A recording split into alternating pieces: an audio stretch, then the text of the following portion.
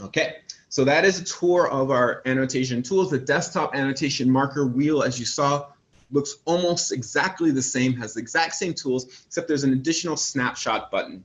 That snapshot button is not on the wheel inside of Flex because your snapshot tool is actually conveniently located at the bottom of your control dock.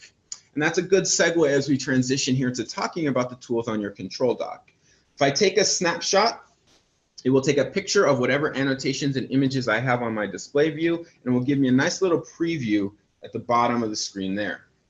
I can tap that previewed image. When I tap that image, it will launch me into side-by-side mode.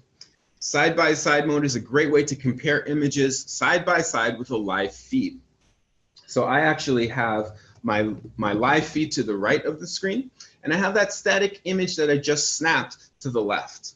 That image can be zoomed in and zoomed out of using 2-finger pinch to touch controls. So if I pinch, I can zoom in, zoom out by expanding or collapsing my pinch. I can also rotate the image as needed. I can continue to make annotations on top of that static image as well. The slider in the middle, the prioritization slider, allows me to slide and change the prioritization of the image at any given time. When I'm ready to move on to exit side-by-side mode, you simply tap side-by-side mode and you will return to your home screen. In fact, you'll notice that most of our interfaces are either 1 or 2 pushes to enter the action you're trying to start. And then the exit is to simply retrace your steps and backtrack through there. So be mindful that if you are in side-by-side mode and this display is up, if you slide your prioritization slider all the way to the side, it might look like you're in your home screen, in which case you might not be able to use some of your other tools. Be mindful that you're actually in your side-by-side mode, so you can just exit out. Big difference that you'll notice is to the left side of your screen, there's actually a pop-out window that pops up when you're in your home screen. That pop-up window is not there when you're in side-by-side mode, so an easy way to tell the difference. That pop-up window will allow you, when tapped, will allow you to see a preview of your most recent snapshot images and videos, as well as tapping the top there is a quick way to access the archive so you can access files and images you've already saved. I'm going to minimize that to the side for now. And I'm going to continue on a quick tour of our control dock here.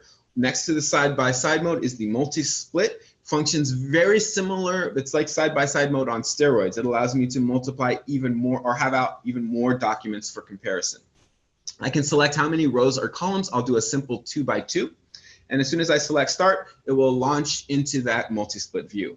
You'll see I still have my live video in the top left window, but I have access to static images for comparison, and I can change and insert other images that I've taken into different planes of view. So it really allows me to compare documents. Now I can also multiply that out and get really crazy, 3x3. There's a lot of potential here. It's going to depend upon your classroom use case. This is probably overwhelming for too many primary students, but as you move up through the grade bands, you might have more use for comparing multiple documents at once. Multi-split is great for that.